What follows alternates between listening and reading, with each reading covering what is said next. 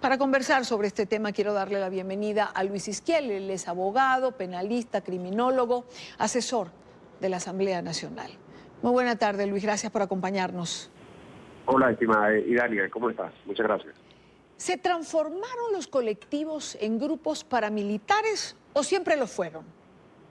No, quizás al principio, como señalabas en el reporte inicial, eran grupos de izquierda, de la vieja izquierda venezolana, que hacían algunas actividades sociales, tenían ideas políticas, pero todo eso se ha ido transformando y ya los colectivos son sencillamente pandillas de delincuentes que actúan con total impunidad en Venezuela, son grupos de choque de la dictadura de Nicolás Maduro que se presentan en las manifestaciones, en las concentraciones, en las protestas opositoras, con el ánimo de desactivarlas, de golpear a los opositores. Muchas veces los saldos de estos choques entre colectivos y desarmados civiles que protestan contra la dictadura de Nicolás Maduro se cuentan en muertos, en heridos graves. Estos grupos colectivos transitan por todo el territorio nacional con capuchas, armas cortas, armas largas.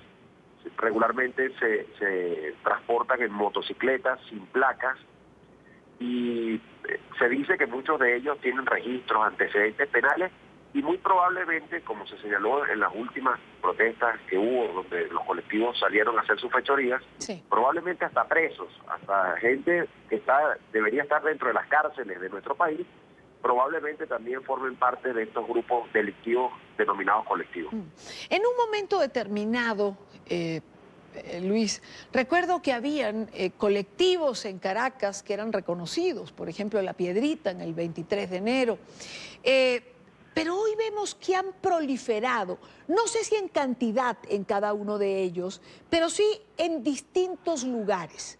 ¿De quién dependen? ¿Bajo el mando de quién están? Bueno, ayer hubo prácticamente una confesión de Nicolás Maduro cuando señaló en esta locución nacional que hacía un llamado a la resistencia activa a estos grupos delictivos colectivos. Prácticamente él mismo se está señalando como el que da las instrucciones, ¿no?, de actuación de estos grupos amponibles.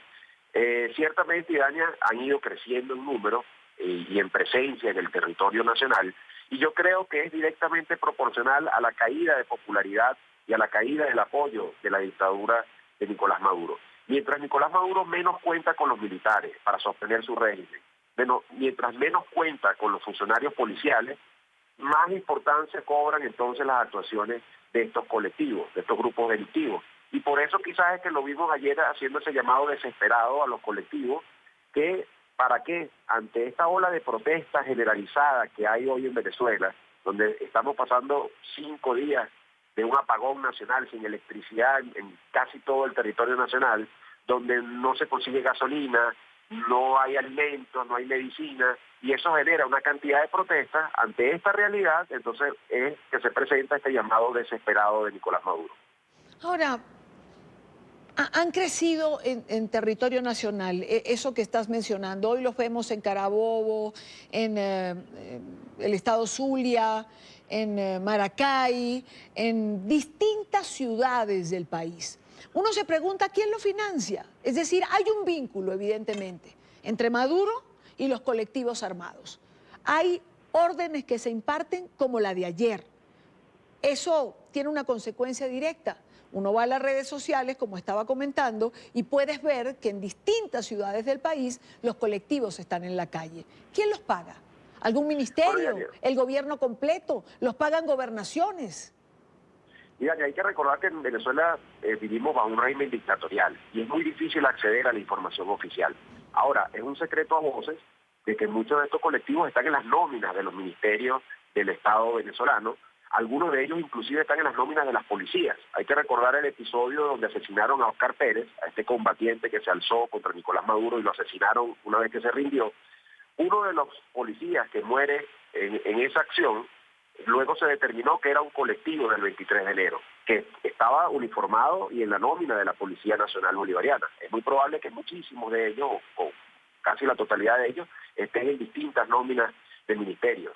Ahora, Idania, esa es una forma de financiación, pero hay otra también. Sí. En los sectores populares venezolanos, donde escasea la comida, donde escasean los bienes básicos, quienes venden esa comida al pobre pueblo venezolano son estos grupos delictivos, estos colectivos. Tienen harina para hacer las arepas, aceite, arroz, esas cosas que no se consiguen en los mercados, ellos la tienen en un mercado negro. Esa es otra forma de financiación que tienen estos grupos para movilizarse, para sostenerse.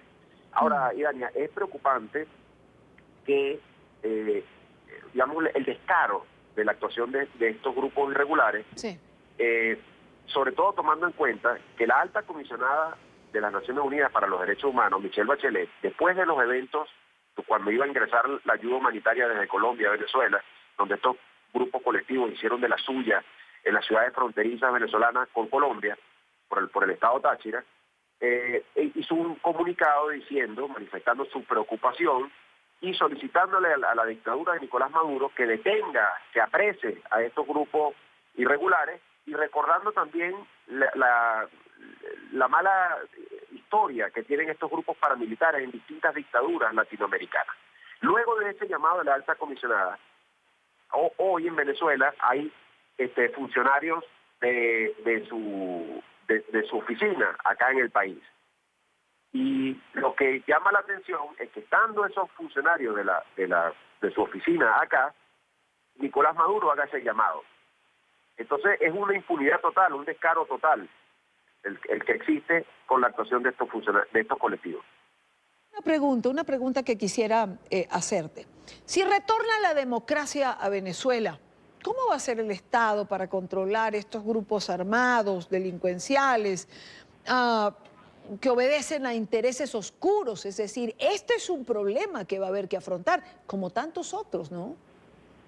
Bueno, fíjate, Idania, también recordando la historia latinoamericana, esta no es la primera dictadura que utiliza grupos paramilitares. Hay que recordar, por ejemplo, la dictadura de Noriega en Panamá, utilizó los llamados batallones por la dignidad. Y luego del cese de esa dictadura en Panamá, esos batallones por la dignidad no funcionaron más. Entonces es muy probable que en Venezuela, una vez que se retome la democracia en el país, cuando se elimine el financiamiento del Estado, cuando se eliminen estas actividades de mercado negro, donde estos colectivos, digamos, buscan su financiamiento, cuando se les acabe la impunidad tremenda para asesinar, para lesionar, para delinquir en el país, es muy probable que esos colectivos desaparezcan espontáneamente. Y si no desaparecen, sino que insisten en continuar con sus actividades delictivas, bueno, ante una nueva realidad, los cuerpos de seguridad del Estado tendrían que actuar contra unos grupos que sencillamente lo que hacen es cometer hechos delictivos, hechos punibles. Y todo el que cometa hechos delictivos en una democracia tiene que ser apresado. Claro. Quiero agradecer a Luis Isquiel por estar con nosotros en la tarde de hoy, por acompañarnos estos minutos en NTN 24. Buena tarde para ti. Muchísimas gracias, Yania.